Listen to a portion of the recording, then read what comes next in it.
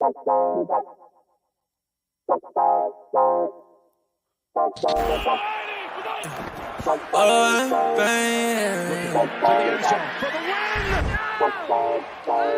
what the fuck?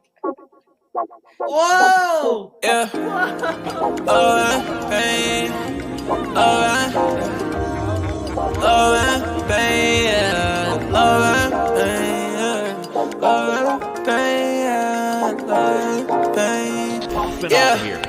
Yeah. Hey. I just wanna touch the top. Baby said that she in love and she don't love the lie. Been chillin' with all the bros, I've been above the spot. Shawty said that things change, well it does a lot. Hey, watching out the payment, man, the suds is high. Yeah, lost inside the heart, but it's emerging right. I've been out the way and I'm good. I can find my home. Everything I said it was is not. Yeah, Jamaica, how you layin'? Yeah, you ain't say none, what you saying, baby? I lost you, but who's paying? Don't know why you hit my phone, why you playing? Yeah, I can't handle love without the trusting. Yeah, I can see the top, I wanna touch it. Yeah, we been getting money, no discussion. I don't like the top of shorty, always get the fussy. Yeah, hey, I like the cruise on it. Say she like the way I sound and how I groove on her. I been steady dodging bullets, how I move on her. But he talking out his neck and not a crew on her. Yeah, and I'm sliding. Shawty like the vibe, don't want the ride to end. Yeah, to the nice end.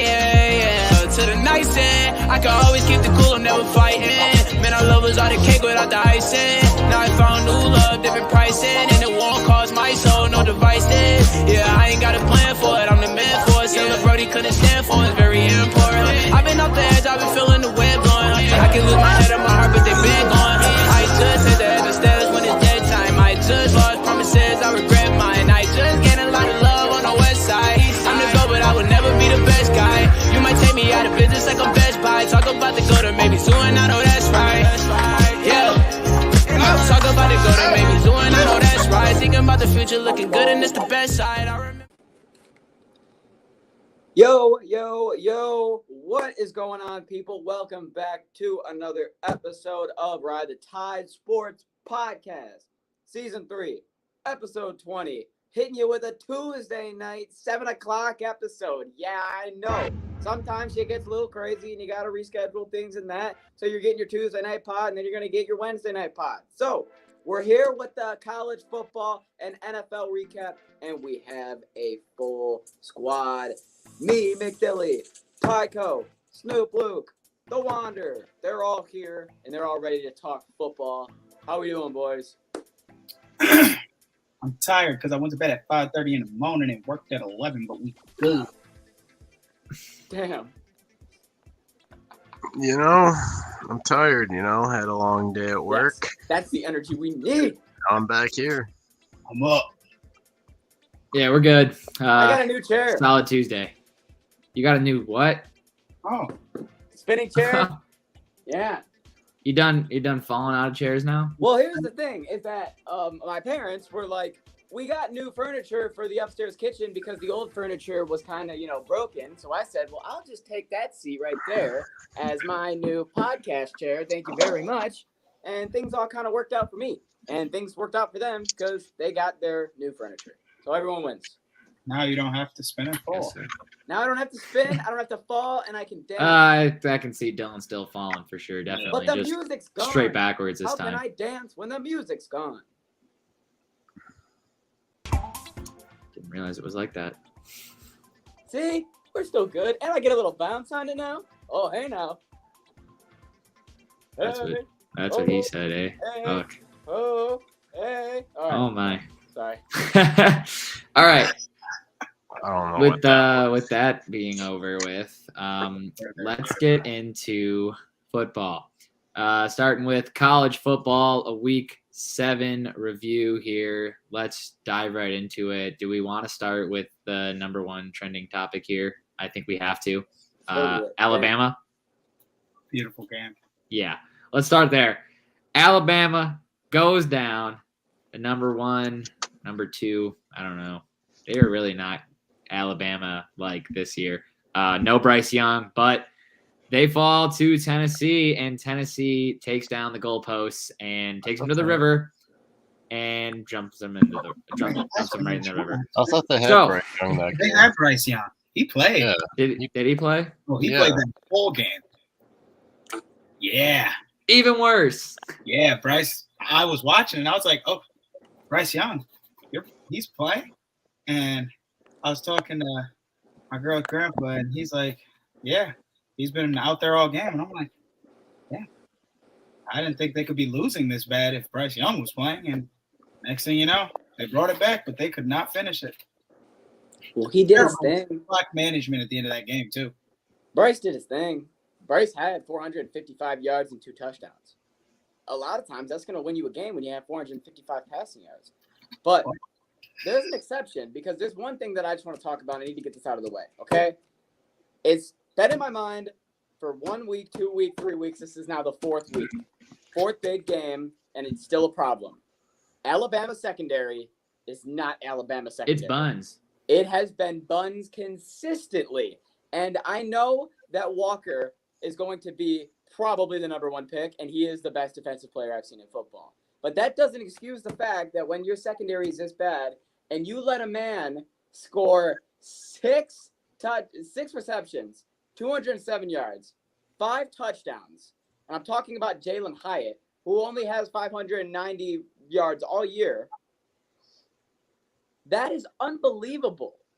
You got half his touchdowns that he has currently on the year against Alabama secondary. And your name can be Kool-Aid all you want. You can have all these sick names, but you're getting burned. And it's ridiculous. And props to Tennessee. They're number 3, and I think they should be number 2. Shout out to them. Luke? Well, they did what Texas A&M couldn't do this year. They beat Bama. And everyone loves when Bama loses. The world wins. Honestly. It's like when Tampa loses in the playoffs. No. Yeah. No. There's no similarity being drawn. No similarity. But Alabama does fall. Honestly, like Luke said, that's just everybody's favorite game of the year. And honestly, it's more like Toronto losing Game 7. It's like everyone all loves right, it. I'll give It's you like, that. here we go Toronto again. losing in 100%. yeah, that makes everybody happy. That makes everybody happy. All right, Dylan, where do you want to go next from here? Take it away. I'm gonna skip this. I'm gonna skip over this real quick because I told Tyler before the podcast. I'll give him the credit on the podcast. He said, "Hey, I asked him the Georgia game spread. How are they gonna do against Vanderbilt? It was at like 27, something like that. Tigers are gonna double it. Well, they doubled it, and they won by 55 points against Vanderbilt. So, Tyler, shout out to you for that statement. That is exactly what they did. Now let's move on to the games that matter. Number 4, Clemson, Florida State, in a nail biter, 34-28. Now, a lot of people thought that this game was going to be over at the end of the 3rd quarter when it was sitting at 34-17, and then Florida State scored 2 touchdowns, and everyone was like, "Oh shit, wait a minute." Florida State at home. They normally beat Clemson in this type of scenario. This seems like something we've seen before. But then Clemson was able to hold on. And, once again, Clemson scraping out another win, even though they're still a top 5 team. We'll start with Jesse. How you feel about this? Man, for them to blow that type of lead and still be ranked where they are, I think it's a little messed up. Yeah, they barely won that game. They held on. They just scraped it at the end. And it feels like every game, minus the exception of a blowout 2 weeks ago, it has been this type of situation, back and forth, nail biter to the wire. They keep winning, but it's not pretty. No, it's not pretty. Look, I don't think we've seen a Florida State solid football team since what? Jameis Winston was the starting quarterback. I mean, it's been a while since. I mean, don't get me wrong, we used to see Florida State kicking Clemson's ass, but that's a Jameis Winston time, and Jameis Winston's been in the league for what, eight years now. Yeah, it's been a while. I think that with Clemson though, like the whole college football landscape is thrown off. Alabama is not Alabama this year because we don't have Georgia's number 1 team. Georgia's the new Bama right now as of the last 2 years. Michigan is teetering with wanting to be top 3, but Ohio State's Ohio State. Like, they're solid there. There's your Big Ten title game. But, I mean, Clemson, they give me Notre Dame vibes. Yeah. I don't know. As they should. Just a 5 spot that would, choke it at the end of the year. That's what I'm getting at. Luke, you have anything on this? Nah, okay. Well, I'm going to stay on you anyway because I know you're going to have something on this. Number 10, Penn State falls to Michigan at number 5, 41-17. They blew them out. They had over 400 rushing yards. It wasn't just Corum. Everybody was getting it done. Edwards had 173 rushing yards and 2 touchdowns as well in that game. Luke. I mean, what don't you love about this game if you're a Michigan fan? The only thing that was the only issue was like we were dominating them in the first half, but the score was only by like 2. 1 point at halftime. Or it's like 1 point at halftime. But if you looked at the stats, you wouldn't have thought it was a 1-point game going into halftime. Right. And Michigan's like, okay, yeah, let's just do what we do in the second half. Just put the pedal to the metal and win this bitch. Yeah, that's exactly what they did. And I think what's more impressive is not the fact that it wasn't just Corum who was running the ball. Like I said, Edwards, 173 rushes. They had over 400 rushing yards. And this is coming from a Spartan fan, okay? I always think Michigan's overrated. I don't this year. They're legit. That O-line last year, for those of you who don't know, they won an award for college football for best offensive line in the league. I think it's better this year. I think they're a problem. And I think that this Cupcake Factory, this is perfect, Fuller. You know what? Yeah, no more Cupcake Factory. I will agree. The Cupcake Factory is over. This was the first big proven game. Penn State's fraudulent. And they smacked them. I think Penn State's fraudulent, but I think Michigan State is a really good football team. Michigan. Penn State's secretly making cupcakes in the locker room. God damn it, Michigan. After that Michigan game, they are. But you played the Big Ten's version of Notre Dame. You didn't mean to. No one's saying you did it on purpose, but letting up 420 fucking rushing yards. Come on, bro. Come on, man. Oh, they might as well be making cupcakes. Hey, I'm gonna be honest. Damn sure after the game. I don't know if he's the most, but he's definitely top 3. He's definitely top 3 for fraudulent coaches in the past 5-10 years. Penn State's head coach. Jesus, man. I feel like he's had opportunity. Everyone wants to shit on Mel Tucker for getting this big contract. Yet this guy over here at Penn State got a giant contract, and what has he done? Frank's ass. Nothing. He didn't even have an 11-win season, and everyone always out here talking about, Tuck coming. What's Mel Tucker going to do? Well, what's this guy at Penn State doing? Why is no one talking about his contract? He's out here getting destroyed. All right. Well, everyone keeps talking about Tuck coming because y'all wouldn't shut up about Tuck coming. Because Tuck kept coming. Tuck came, man. Because Tuck kept coming. Because Tuck kept coming. But stop if he won't stop. Last year, Kenneth Walker was coming. It's hard to blame both sides here. I'm going to be honest. Last year, Kenneth Walker was really coming, but Mel was holding his leash. So once again, you can't. But Tyler, it's time to continue your irritation as we move to Utah in the blackout. Oh yeah, USC blowing this fucking 14-point lead. Where the Utes came to win this game 43-42. It was a pick for both me and you. Didn't even mean for that to rhyme like that. It kind of just did. Yeah, wow, I know. That kind of worked. Okay, you wrote that down before the podcast. But I'm just going to say 3 things. Cameron Rising, 415 yards, 2 touchdowns. Canaldi, 434 receiving yards and a touchdown on 16 receptions. He's the tight end. It is a now school record for most yards and most receptions in a game. And the third thing I have to say is what Tyler already reiterated, a 14-point lead at one point. Wow. Stop. You're muted. It was easy money, Dylan. It looked like easy money on the board. I called you. Easy money, and they threw it in the garbage can. Nothing's easy money. No, it was easy money because they had a 14-point lead. And I was like, oh, let's go. I gave a genius pick. USC, fucking dogs, let's go. And they blew it out the window. Just dog shit. I can't believe it. So I told you what was going to happen. I was going to put the money on USC in the parlay. I was also going to put side money on USC. I was going to win the bets. I was going to get the Caleb Williams autographed helmet because USC won. That was the only reason I was going to do it. I said that's where the money would go. Now you can't do it. So, doesn't happen. Oh, well. I don't make those decisions. Does anyone else have anything else on this game? Jesse or Luke? Man, it was just a sad fucking No, sir. watch. Get to the important ones, Dylan. All right, next Important game. only. Final. If the Alabama game didn't happen, this is game of the week any other week. TCU, Oklahoma State. Double overtime win for TCU, 43-40, and the Big 12 is looking real good for the Horned Frogs. Now, Max Duggan played his worst game of the year with only 23 for 40, 286 yards, and 2 touchdowns, and the defense didn't exactly help him. The only thing that did was I have continuously been hard on Oklahoma State's quarterback. He once again couldn't get the job done. It was a high-scoring game, but when you only score 6 points in the third quarter and you score 0 points in the fourth quarter, the momentum going into overtime is very clear who's going to win that game, and I think that's what led to TCU getting it done in overtime. Anyone have any thoughts on this game? TCU almost disappointed me.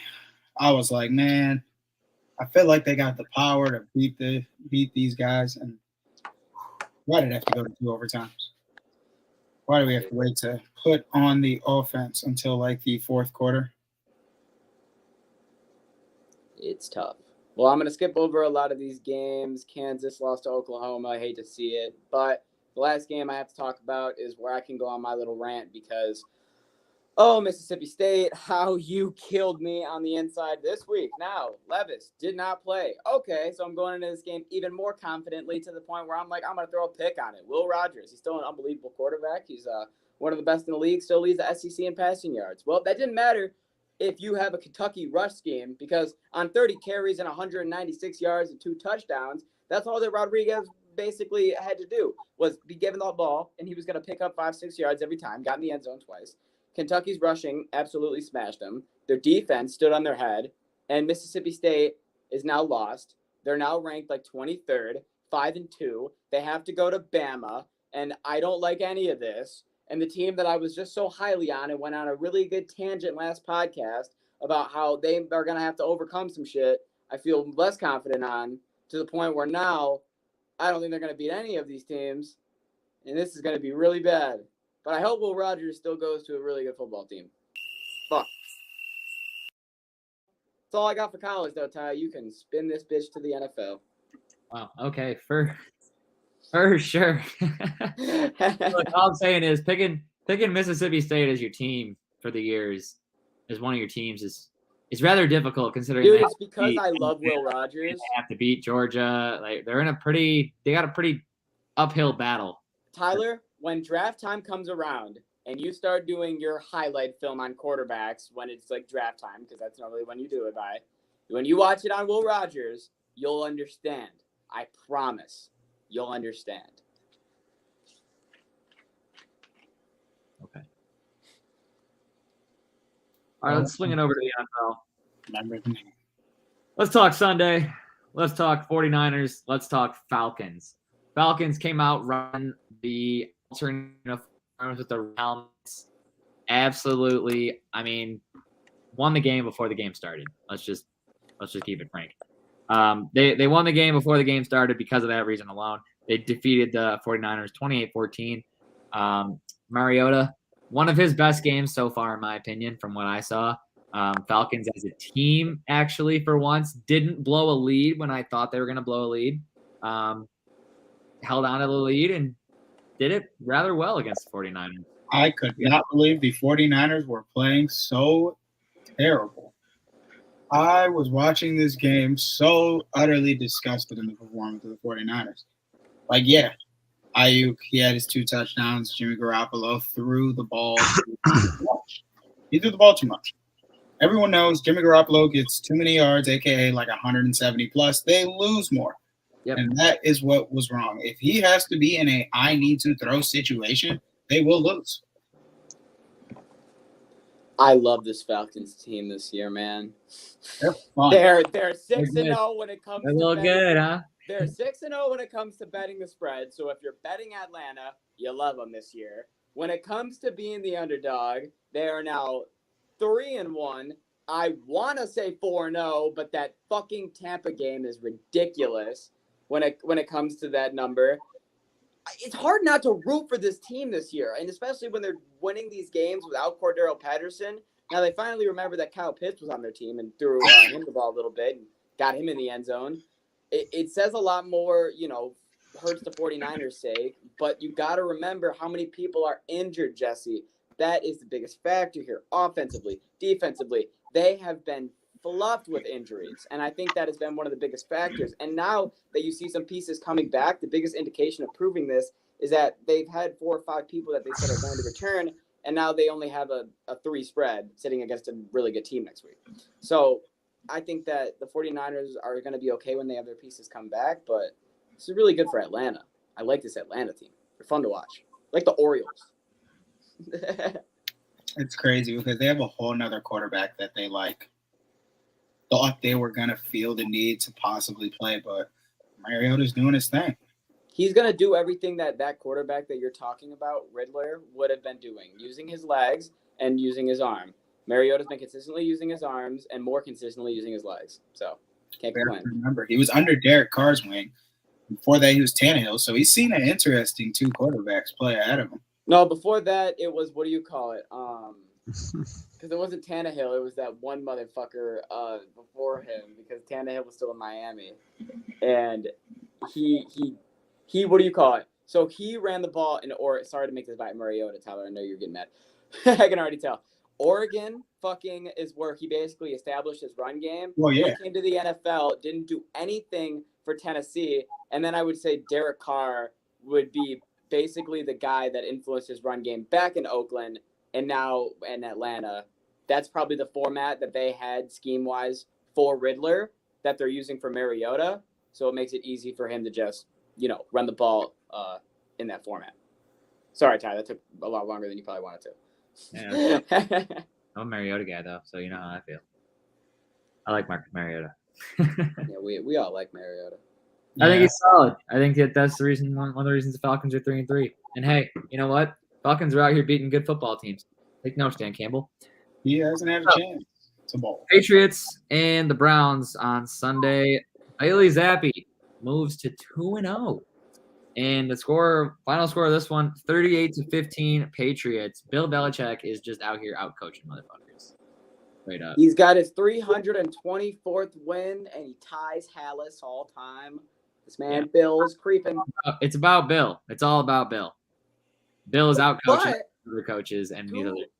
To be fair, Bailey Zappi went 24 for 34 with 309 passing yards and 2 tutties. My God, it's almost like Bill Belichick's his head coach. Jesus. Perfect scheme for Bailey Zappi. I think that, he was slinging the ball a lot more than I expected him to. He has system quarterbacks that are easily able to be plugged in and run the system he has set up for them. Yep. He doesn't take quarterbacks that aren't running the system. Cam Newton was an exception. He was going funky during the COVID year. He was willing to try anything that year. It was like, all right, whatever, sign Cam. First year without Tom, he said, let me get Cam. Fuck it. No, he knew he was selling. Yeah. He was like, I'm not going to win his way. But we're going to win. He goes, but I still want people to watch our games, and people watch Cam. Yeah, come on. We need some viewers. What I think. But anything else from that game? Other than the fact that the Browns defense has continued to look shit. No shit. No reason to talk about the Browns. Okay. Next up, we have the Jets and the Packers game. Detroit native, or not farmer, but Detroit native Sauce Gardner. In my opinion, one of the highlight players of this game. That man is a stud. I'm not saying we should have taken another cornerback, but we maybe should have taken another cornerback. Do you know what's crazy? God, he's so good. But the Packers lost to the Jets in this one by a score of 27-10. Let's go, Jets. New York is good at football all of a sudden. What's up, Jesse? The Jets are ranked 9th in power rankings, and the Giants are ranked 5th, and that's just crazy to me. The Giants have like the 4th or 5th most injuries in the league as well. Yeah. They have hardly any players. They have a wide receiver they're paying a bunch of money in, Kenny Galladay, that doesn't even touch the field and win football games. But everyone called Sauce Gardner crazy for saying he wasn't going to give up a touchdown his first year in the NFL, and he has not given it. He's had the best coverage He's DBs I've watched. fucking defensive rookie of the year right now. But I mean, I was on the Jet plane, or I was on the Jet. I guess I should just fucking say. Dylan was getting chartered to New York this weekend. I was on the Jet. In the beginning of the year when they had Joe the Pro Flacco. This year was a big make it or break week because last week I was rooting against Kenny Pickett originally with the Jets, so it didn't matter. I mean, the 2 weeks ago, and then last week, here's what I'm trying to say. It was a big make it or break week against Green Bay. If they would have lost, I would have been like, oh no, the Jets are going to be the Jets this year. But they won, and they played really good football, defensively really good football. I think that Green Bay, this doesn't say a whole lot for because they haven't had any receivers. Once fucking Randall Cobb got hurt, everyone was talking about now they're screwed. No, it didn't matter. They still didn't have anybody, okay? And now they finally have decided since yesterday that they're looking at getting a wide receiver before the deadline. You think? Like, shit, you just realized that? So that doesn't really change anything in Green Bay, but I think it does a lot for the Jets. I think it's a great momentum boost. You finally beat a good team. You're turning a lot of heads. Both New York teams are doing that right now. It's good confidence for Zach Wilson and Breece Hall for the rookies. The only thing that I have to comment on, and I wasn't going to do it because they keep winning, but I have to, Elijah Moore. What the hell? He got 0 targets in this game. That is due to the fact that they do not throw the ball deep anymore. They are playing run, nose, heavy basketball. Do you know how fast Elijah Moore is? Football. If he's so quick, why don't you put him on slants? He's not the quickest receiver on the team. He's not even the quickest receiver on the team. He's the second quickest, I know. Actually, he's probably tied with Garrett Wilson behind Berrios. No. If you're putting Berrios above them, that makes him. Well, we know Berrios is not the faster on than the Corey team. Davis. He's not faster than Berrios like Tyreek Hill. Corey Davis is faster than Elijah Moore. What? Corey Davis is just big. He just gets the jump balls. That's what he's done all year. Moore doesn't. What do you think Elijah Moore does? Elijah Moore's been replaced by Garrett Wilson and Braxton Berrios in being the fastest. No. First one. He's been replaced by Garrett Wilson. Every route, if you watch the film, that Elijah Moore would run last year with Berrios and fucking what's his name, Corey Davis last year. That's exactly what Garrett Wilson's running, and he's just throwing it to him, and Elijah Moore is an afterthought. That's what it is. Garrett Wilson replaced Elijah Moore, and the only reason why I have a problem with it, even though they're winning games, is because you have a chance to have a 4 threat. Okay? You know how fucking rare that is to have 4 threats? Because Berrios has his speed, so does Garrett Wilson. We know he's going to be a dog. Okay? Elijah Moore proved last year that he has high potential to be a dog, let alone with, who's the 4th that I'm forgetting?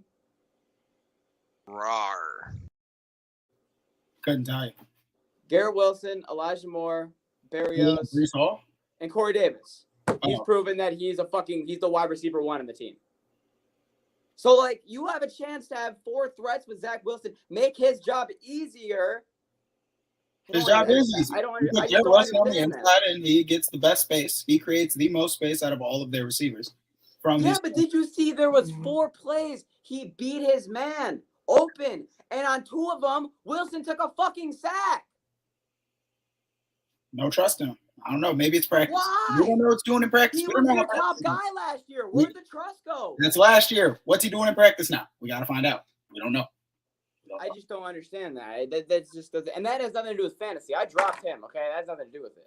I just don't understand when last year the numbers he was putting up and all these projections, and then you just like cut him off. I got Flacco a little bit because there was never a chemistry, but with Wilson it just doesn't make any sense. That's why you don't do drugs. But yeah, fucking Luke, if you have anything on this game. Well, yeah. Not really, to be honest with you. Really, if he's being honest with you, Dylan, but he could lie to you. No, he's honest. Next game we have up is the Jaguars and the Colts. The Colts defeated the Jaguars 34-27. This game wasn't too important, so the Colts managed to win it. Got a little bit of their revenge, but they almost blew it. Not gonna lie. This game was so ugly. Me and Tyler looked at each other's with our jaws on our fucking dicks when we saw that Matt Ryan had 389 passing yards and 3 touchdowns and threw 42 fucking completions on 58 attempts. For what? Going stupid. Matt Ryan. Guess what? Out of a Why did the offense look better without JT? It looked like they didn't have to rely on anybody. Nah, you know what it was? Fuck that shit. Let's just be honest. This was the first game all year. Matt Ryan looked aggressive. Matt Ryan looked like he wasn't ready to take sacks. And every time that I saw him under pressure, you know what I saw? For the first time all year, while he was under pressure, instead of going like this and taking a sack, throwing the ball, taking the hit to make a play, something that he's done a million times in Atlanta that for some reason in the beginning of this year in Indianapolis, he hasn't been able to do. So now that he can fucking do that, I mean, it was the first game that they told him, hey, Matt, by the way, you're not going to turn around and hand it to your running back 32 times this game. So we're gonna use you out routes. Also, He's also old and doesn't want to take the aggressive hit. And also, the aggressive hit. The dump off game, pass on a slight knockdown with the way they're protecting quarterbacks this year is more okay for sure, more allowed. But yeah, Aaron Donald's barreling at him. He's probably not gonna. A hit's gonna hurt worse if you're trying to make a throw than if you just tuck it. Exactly. Make sure he's not out for the rest of his No, that's a big thing. And another factor is that his worst game of the year, he barely had 100 yards in Jacksonville with a pick and like 6 sacks last time they played. So that was going to put some chip on your shoulder to want to go ball out against that defense. So I think everything just clicked for him, and they needed this win against Jacksonville at home, and they got it. Their rookie Alec Pierce has been stepping up. And now they get momentum, and they get to go play Tennessee again, which I just have one thing to say. Why the fuck are they already playing twice? When I feel like divisional games like this, you normally see like, once the beginning of the year, once the end of the year. Dude, they just played 2 weeks ago in fucking Indianapolis. Now they're going to Tennessee next week. Get just those like games. the Jaguars 2 weeks ago, and just played. Yeah, what are they doing in this division? They're just getting all these games out of the way. Maybe. Somebody plays the Giants week 13 at New York, goes on their bye week 14, and then plays the Giants at their home. That's what Tennessee just did. They played a game bye week. Yeah, that's exactly what Tennessee just did. Okay. Yeah, no, it's weird. It's weird with the buys and shit. NFL's being weird. Yeah. Okay. You need to put that in a briefcase and walk up out of here. So the next game we have up the Vikings and the Dolphins. The Vikings defeated the Dolphins 24-16, moved to 5-1, and because the Packers suck, take the top of the division in the NFC North. Dolphins really just don't have any quarterback that can stay healthy for a full game. So I think that's causing a lot of issues here. The third-string quarterback who started the game, his first ever career start, made it to about the second quarter, most of the second quarter, and then Bridgewater had to come back in because he got injured. So you got to give Bridgewater some credit. He played 3 quarters and had 330 yards. I don't know how he pulled that. That's what he was supposed to do for me before he got injured the week before, but for reasons that I can't really fully get into, other than just saying they're fantasy football related entirely, he can suck a fat one. If I'm looking at this game as Bridgewater started the way projections would just go, he would have had 400 yards and 3 touchdown passes. The Dolphins would have won this game. And the Dolphins would have won this game. So the fact that Skyler had to, give me your horns. You're feeling horny, horns up, 5-1 Vikings. I mean, they're rolling. So once again, a lot of people, and by a lot of people, I mean, I'm one of those people. I had the Vikings winning the division, and a clear-cut indication on just beating teams with factors that hurt them. They beat the fucking Saints when they didn't have Kamara, and then they beat the Dolphins when they didn't have Tua. They're really good at beating teams when they just don't have that guy. And, hey, you can't really flack them for it. It's not their choice, but, hey, that's just been the way that it's kind of worked out. I'm just pointing that out. So. Hey, man. Tua might be back this week. No, they want him He's dead. preparing. Why? He is back. They said, let's put the nail in the freaking coffin, Tua. Let's just finish the job. I don't want to finish your career. I want to finish your life. Nah, they looked at him and they're like, "You up? Come on, man." People get knocked unconscious. They said, "Hey, Tua, you're Listen, I know all our QBs are getting hurt, including you. but we need you. Tua's like, why, bro? Please, I got a wife. All right, next up, Bengals and Saints. This one was decided by 4 points. The Bengals won this one by a score of 30-26, moving to 3-3 on the year. Jesse. You know who you are and who this is for doubting that the Bengals couldn't get back on track. They were in Louisiana. Still an ugly game. They were in Louisiana. You thought that them boys wasn't going to ball? Joe Burrow, Jamar Chase connect for 2 touchdowns old days. Back in their old place. 3 players showed up, and everyone else played like dog shit, including the defense. I'm going to be honest with you. Joe Burrow, Alvin Kamara, and Jamar Chase. And if I didn't say that name, you didn't really do anything. That's how I felt about watching this game, because every pass that I saw completed, it was completed to Jamar Chase. And every big play that was made, it was made by Jamar Chase. Now, there was an exception with a couple plays to Boyd and Queen. But, Jesse, okay, Luke, I've heard you sigh 5 different times. Whatever you got to say, just say it. Go. I don't have anything to say. You went like 5 times in the mic, so I figured that meant you had to say something. Okay. No. This game win is expected. That's all I got to say. Yeah, I will say that this doesn't change my thoughts on Cincinnati. I still think our team and your team, that being the Titans and the Bengals, are both just mediocre this year. I'm not missing playoffs. I think you are. Nope. I think you are. Nope. I'd make that bet right now. I ain't missing playoffs. I'd make a $50 bet with you make playoffs. No, you miss playoffs. No. Yeah, you will. No, it won't. Yeah, you will.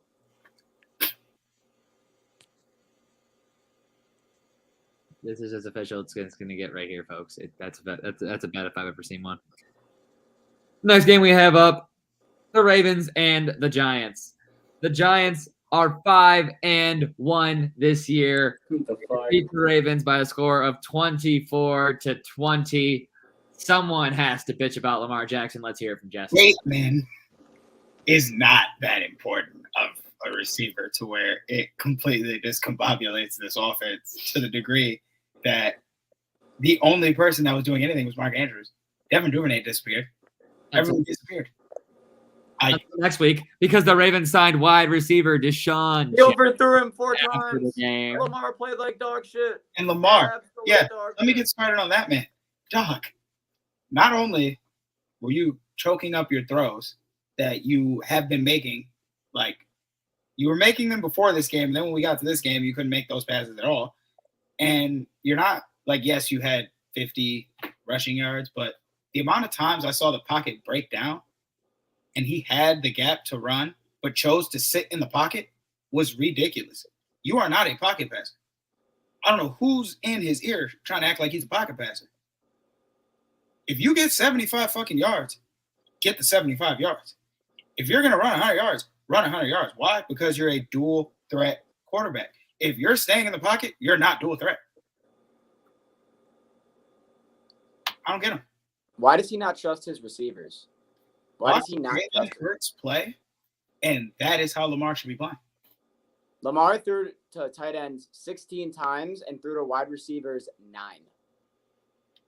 The trust is only with Mark Andrews. So you only trust Mark. You asked where Devin Duvernay was. He was open in the end zone twice, but they were both overthrown. Mark Andrews, if you're going to be that guy, well, if you want to backtrack a little further, there's one play that stands out in my goddamn head when the ball went in your chest, in your hands, and you managed to drop them both. And if you would have caught that touchdown pass, you would have won by 3 points in this football game. That interception at the end of the game, just terrible. Your defense at the end of the game, getting that flag, even though Mark Peters, clear as day, that holding was a horrible holding. Like, I can't believe that he thought he was going to be able to do that and nothing was going to happen. That was horrible play calling from one of the best corners in the league. They fell apart, and the problem is this is now the 3rd time they've done it. So, Lamar, I'm not going to lie. If you didn't see this coming, then you're an idiot. But he is my stinker of the week. Bang.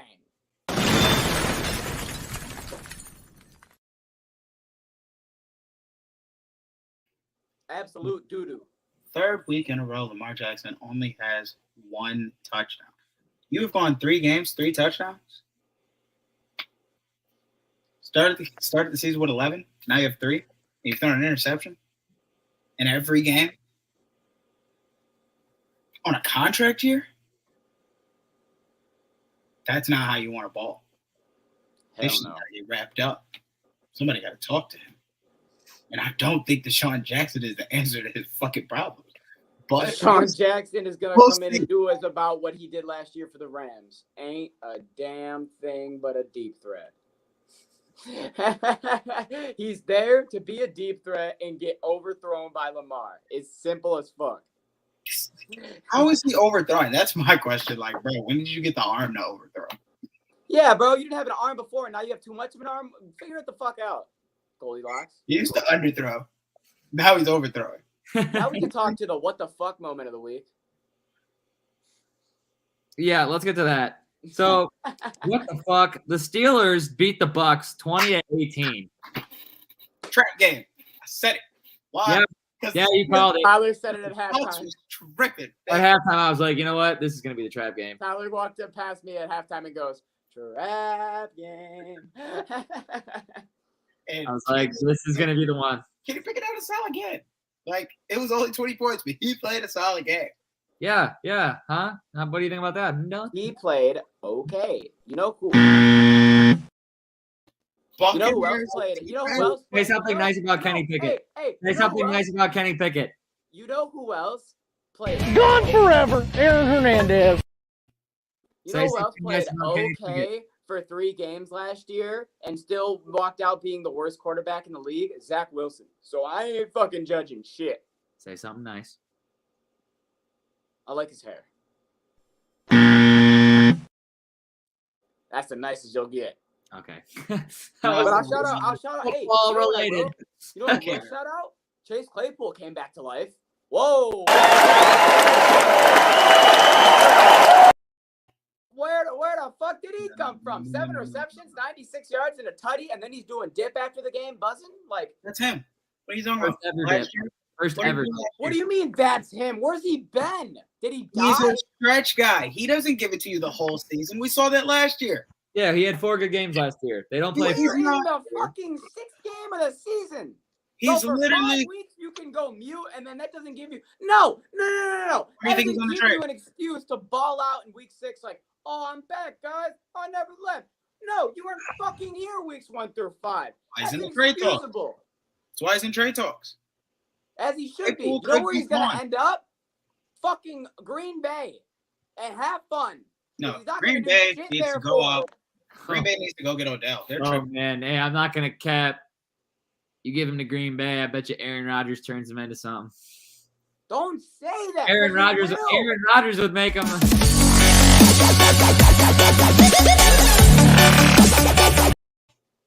Aaron Rodgers would have some fun with him, I promise. Who's player of the week? It's gonna be Chase Claypool if you give him to Aaron Rodgers. That was what I was saying. You didn't get Oh, there. Oh, Just big shout out to Kenny Pickett for not throwing a pick for the But first he- time this season. He died. correct.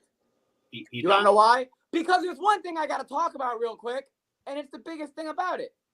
Kenny Pickett didn't win him this football game because it was Mitchell Trubisky who won them the football game. His name is Mitchell.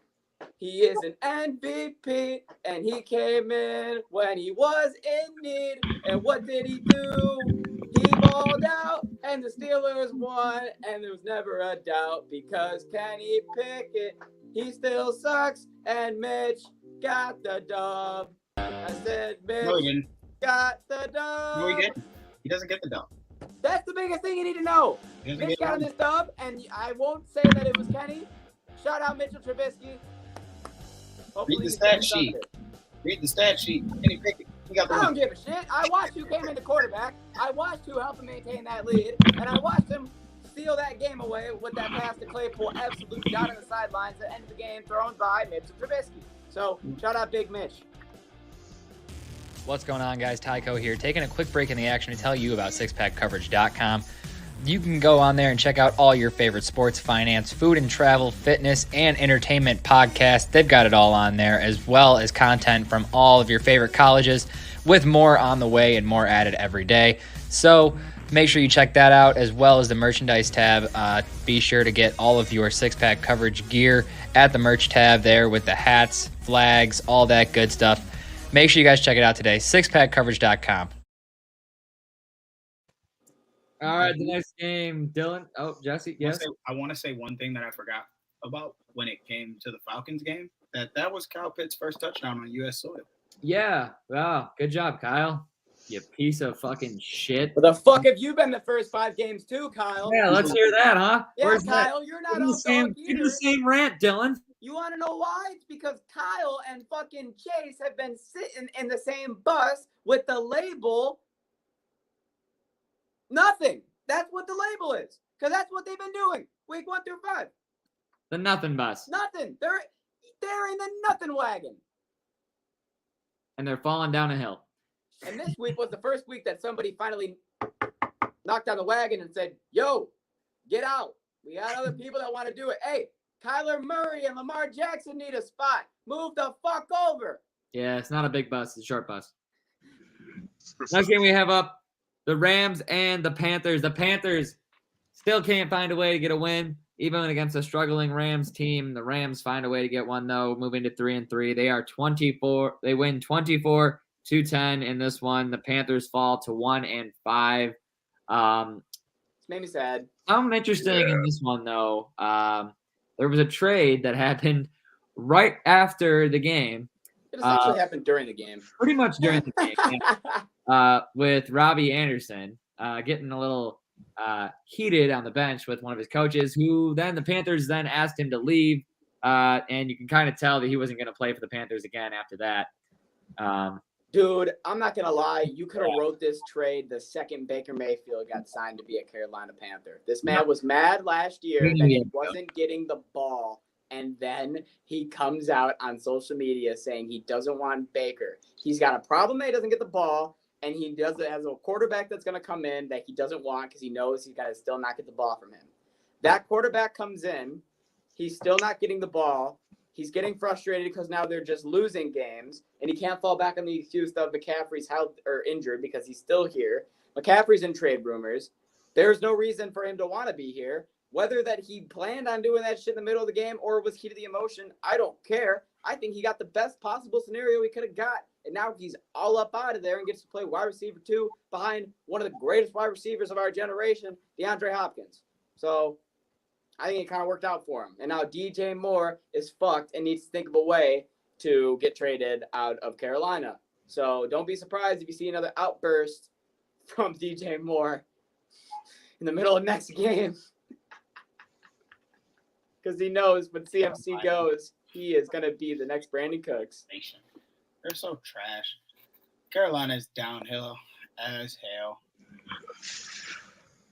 It's a sad future they got going on. I'm sad PJ couldn't pull it out. That's the only thing that upset me. Yeah, I do pull for PJ. Yeah, but what are you supposed to do in that offense? Here's what you're supposed to do. You're supposed to give the ball to McCaffrey, and then when you're throwing the ball, you're supposed to throw the ball to Robbie Anderson, DJ Moore, Christian McCaffrey. DJ Moore got clamped. I can't complain. Ramsey was on his ass, and there was nothing you could do about it. So you go to Robbie. Problem is they didn't want to go to Robbie. They would much rather go to people like Tremble and Ian Thomas, their tight ends, and rely on them. Now you got to understand you got PJ Walker, who's a newer QB. He's going to rely more on his tight ends. I think Robbie was just sick of that shit. Why? He's like, bro, I don't give a shit if it's a rookie QB. I don't care who's that QB. They don't throw to me. So why am I out here? And if you are in Carolina, there's one thing that you can do, and it's very simple. You look at your schedule that's coming up. You look at the draft that's coming up, and you just focus on the number 1 overall pick, and hopefully you guys can get Walker because he's a hell of a fucking defensive player. That's what I do. What we had to do as Lions fans. And that's what we continue to do as Lions. Buckle up on the struggle bus. Mock drafted at number 3 right now. That's all I got to say. Ow. They'll keep cruising. Oh, look, Luke said something. Whoa, Luke, you're still on the podcast? My ears just got bombshelled by a notification. Yeah, that was pretty lethal. Had to Maybe get, Tyler did it to wake you up. yeah, gotta make sure you're still here. Did you watch football on Sunday? You got nothing on any? Yeah, did you? I was going to say anything off podcast. Well, I mean, y'all been basically covering most of it. I mean, I can't really add much more. I mean, I can only go so deep into football. You can have your own opinion. You're entitled to one. Come on, man. You got a butthole. You can have an opinion too. Everyone's got them. Did you see the Rams and Panthers game? Did you Nope. see the trade? Did you have a comment? Did you think, oh my God, what the fuck? Were you like, oh, that makes sense? Yeah. Were you like, fuck, who cares? Like pulling teeth. Oh my, that notification. That notification noise needs to go away. I guess we'll just move to the next game. Seahawks, hey, the Seahawks hit, baby. Seahawks and Cardinals, 19-9, K9, first game. You love to see it. He had another tutty, and he played well with another big rush, breaking ankles. Gino, once again, pulling out big games. Kyler, if I could do 2 stinkers of the week, I honestly hope somebody else does it because he played like dog shit. That's all I have on the game. Anyone else who wants to shoot can shoot. Okay. I don't give people excuses because like Danny Dimes is doing what he does, but he does have Saquon Barkley on his side. But like Kyler lost Marquise during the game. He didn't have James Conner. He didn't have Williams. He still hasn't had Hopkins. He had Ertz and Rondell Moore. Rondell Moore couldn't catch a fucking ball. What about Dortch? Everyone just forgets about Dortch. No, Dortch is fabric. Dortch. No Dortch disrespect. I don't understand it. You wanna When know the first 4 weeks of the year when they had no wide receivers, he was literally their wide receiver 1 on the targets and yards that he was getting. No, Now that all that was these other for targets are eight- coming that was for back. They just 2 stopped throwing to him. That was for a week in a game. That was for 3 weeks. That's why I picked him up in No, fantasy. It was Marquise for 3. Brown definitely started showing up by week 3. I'm gonna fact check you now, Jesse. I promise you that I'm. You right go to on Dortch. this. You go to Dortch. I'll go to Brown. Sounds like a play. Luke, you can give your thoughts on this game. You didn't watch it. Nope. Yeah, that's what I'm thinking. I don't have red zone. I can only watch so many football games. I'm sorry. No disrespect to the NFL and what you guys be doing, but come on, Luke. You know how you can watch it. There's so many ways. All right, Jesse. Weeks Yeah. 1, 7 receptions, 63 yards. And that you can call decent. Okay, I wouldn't call phenomenal. Week 2, he had 5 receptions on 55 yards and a touchdown, more than anyone else. Week 3, 9 receptions on 10 targets, 80 yards, more than anyone else. And then all the receivers came back in week 4, week 5, and week 6. He has had 0 targets, 0 targets, 0 targets. So we had 3 good, consistent games, and then see you later. Now, what I'm going to tell you is, at the end of the day, you can say all that. Marquise Brown, since week 2, 11 targets, 11 targets, 17 targets, 11 targets, 10 targets, and 2 touchdowns, and then 9 targets. Right. I'm not discrediting Marquise. I'm saying why stop throwing to Dortch? Because Marquise is getting open. So Marquise is the only person that actually, you know what? This is how Kyler played last year. Come on. He only throws to one receiver. This is true. This is why he's not a good quarterback. Is he catching 8 out of 10, 8 out of 11, or is it like 6 for 11? No. Is he definitely open for sure? Like you're saying targets, but they 6-11. Okay, so it was 6-11. Then against the Rams, we know how the Rams defense is. He was 14 for 17. for sure. Carolina 6-11. Philadelphia 8-10. Seattle 5-9. Okay, so it's like every other.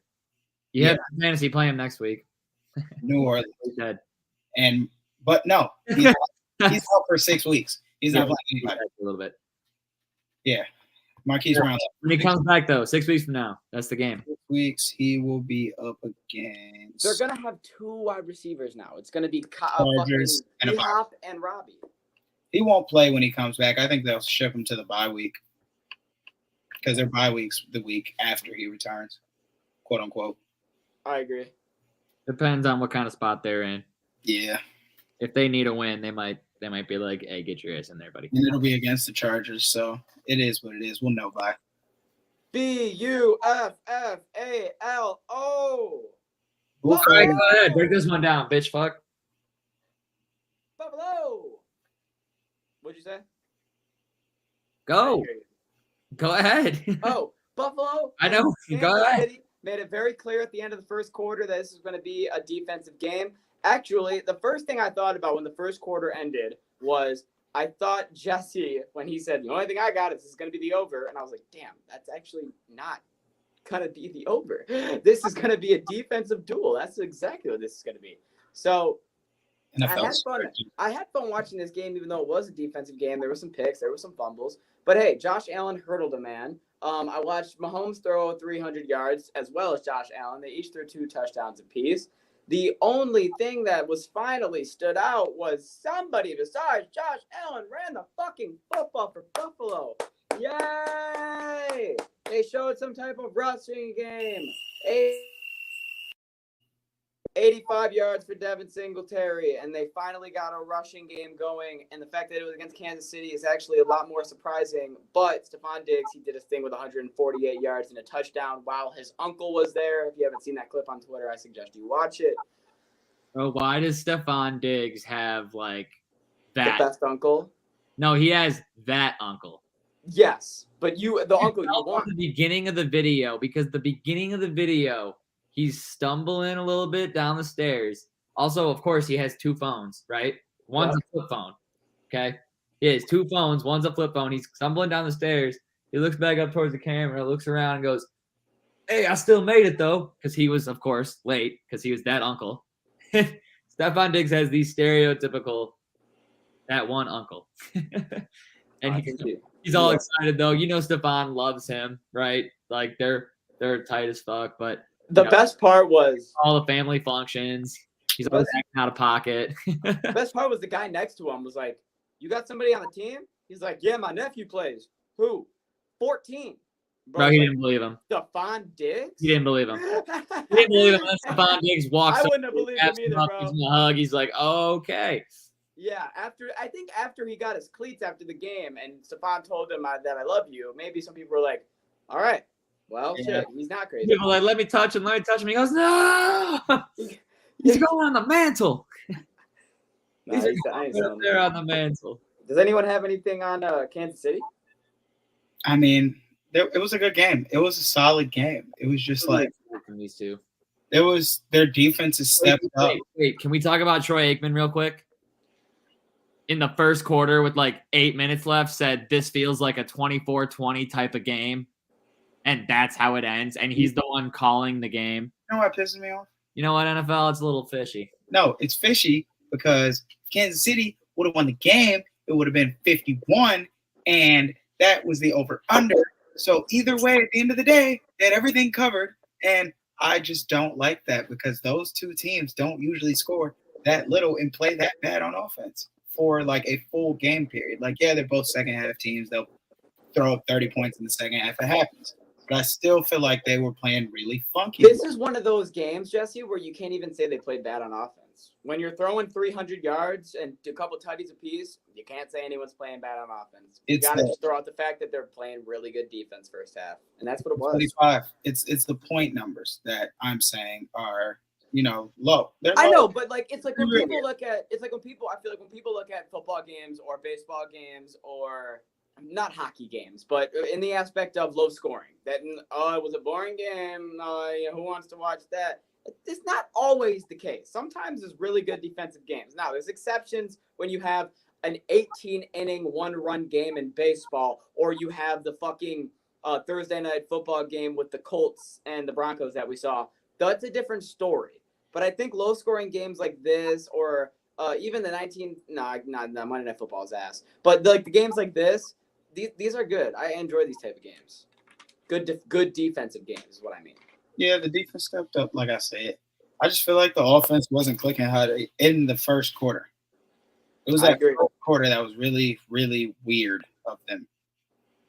I think now, for the final game, we should be able to go right to Luke because The streak of Cooper Rush Fairy tale's come to an end, sadly. has sadly ended. 3 interceptions. Dak Prescott's coming back next week, and the Eagles defeated the Cowboys on Sunday Night Football 26-17 to stay undefeated.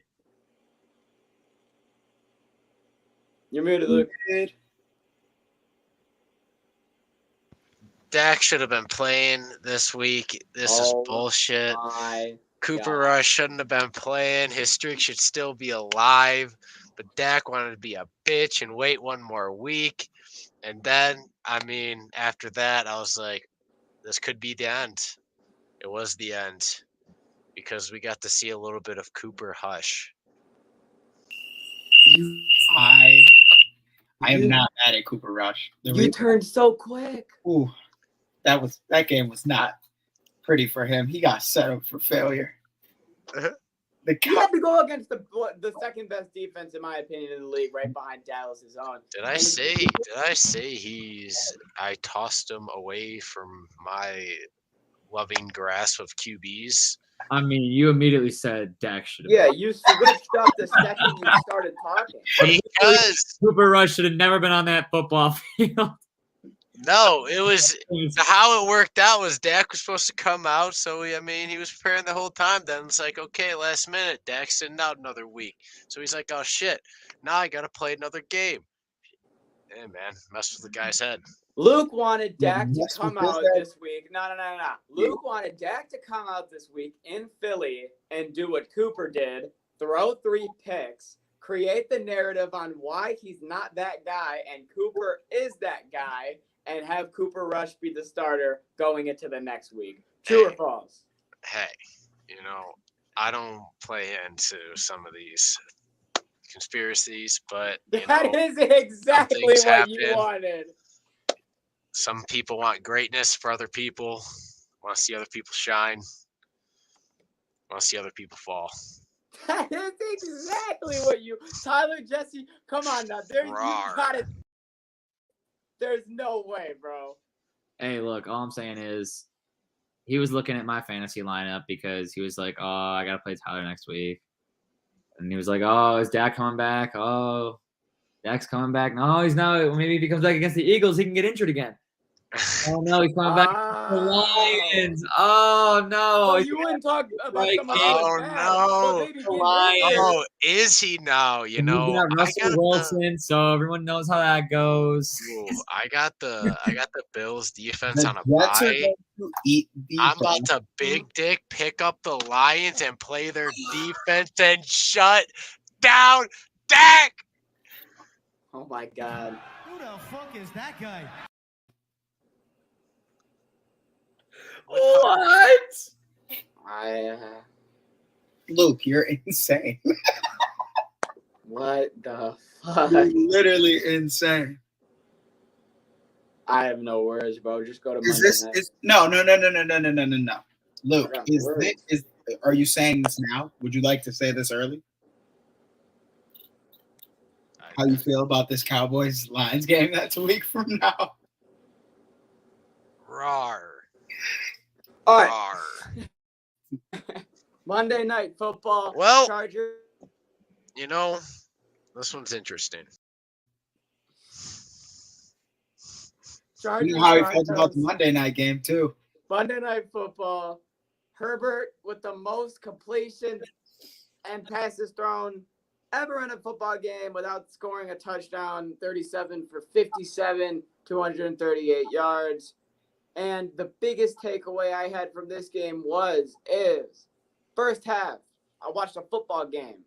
After halftime, both teams stopped trying, and it turned into a Thursday night game, and it turned into a Broncos game. Yeah, they fooled me in the first half. I'm not going to lie. You know what I watched, Dylan? I have something fun here. Something fun. This is what we watched.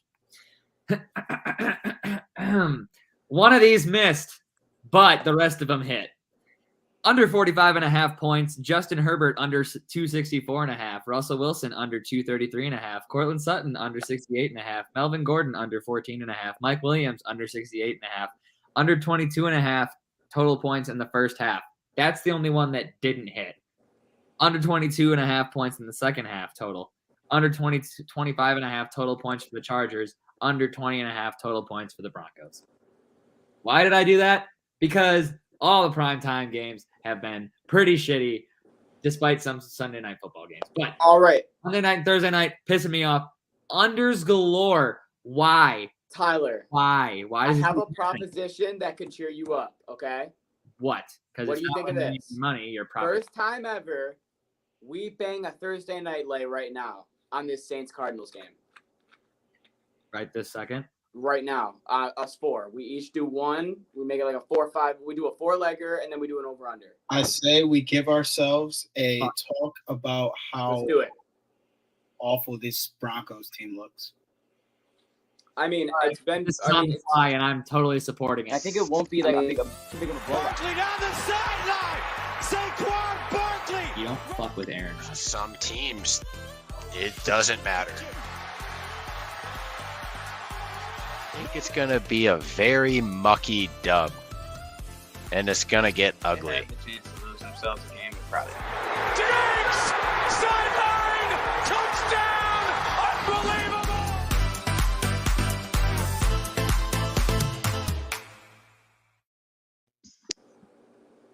All right, baby. All right, Dylan. I think we know the easiest thing to put on this parlay, right? Does his first name start with Alvin and his last name end with Kamara? No, that is not the easiest. Then we don't know the easiest thing to put Elvin on this parlay. Kamara for 3 touchdowns. I was gonna say for one, but I think the easiest bet of the week to make is a DeAndre Hopkins touchdown because there is no way in hell that man does not hit the end zone after being gone for 6 weeks. I would take his over yards. But you want to confidently just go touchdown off. I personally, sorry to group it, but I personally, totally agree with Jesse. All right, fine. Then we'll there's double. no way. There's no way D Hop leaves this game without at least a touchdown.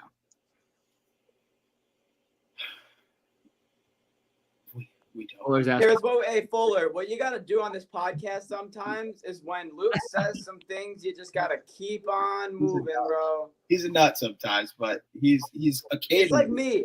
bright ass nut, like above pistachio. I am not like you, Dylan, because I'm usually right. Today you have been.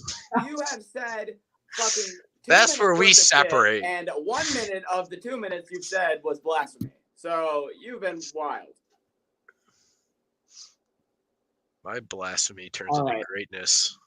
All right. The only thing that I'm running into problem-wise is that I cannot bet right now the current over/under on their stats. It's not up here yet, so Yeah, I can't do. it's too early. I can take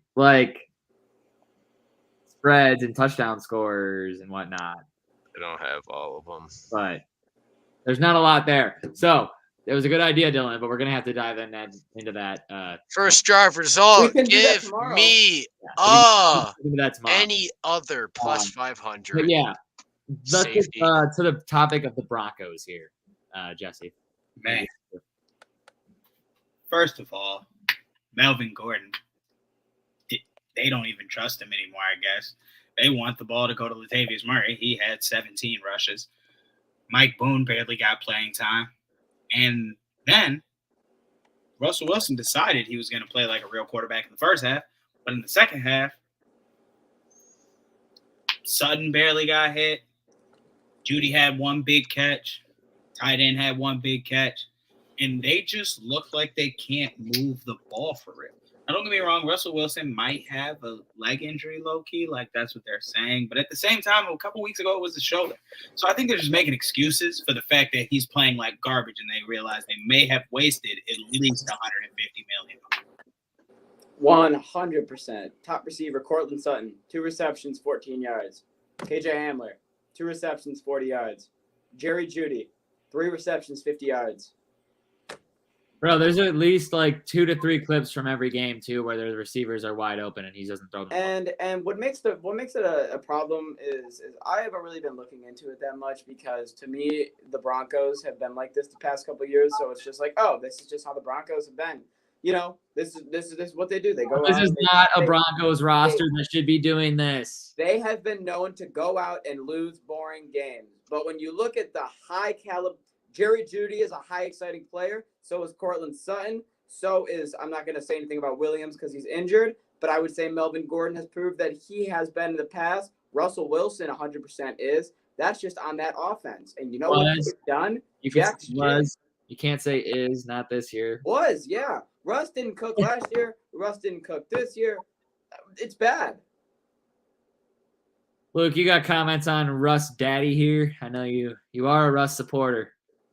I mean, I did tell you I demoted him to private on my fantasy team. True. Like, is he even a private? He is, because he's still on the team. Okay. All right. But there's about to be a new captain running this fucking train of fantasy this upcoming week. Currently in the season right now, Drew Lock has not played a snap. Geno Smith has been balling. But do we feel like they could have been doing the same shit they're doing in Denver with Drew Lock? No, they probably have 3 wins with Drew. Yes. I think they'd be, they could. Because Drew, they know what they're getting with him. Whereas Russell, you're expecting so much more. Like, not just because of the contract, but because you watched him for how many years in Seattle be one of the top quarterbacks in the fucking league. And you know what? People can say all they want about how Marshawn carried him and the Legion of Boom carried him. But when you play at the caliber you've played against, when you put up the numbers and the stats that you've put up, there's no excuse to go to a new organization and just continuously play like dog shit and fall off as if you are a completely different quarterback than the quarterback you were before. I have never seen this before in my life.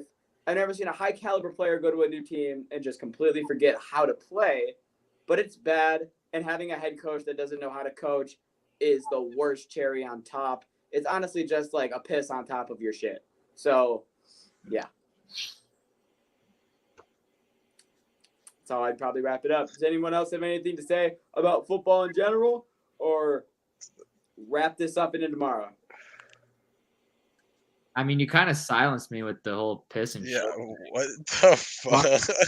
Like, I was kind of ready to maybe say something, and then glad the Lions had a weird. Like you started chanting, and I was like, "Is it over yet?" And then he started saying that stuff. I'm like, "Where are we?"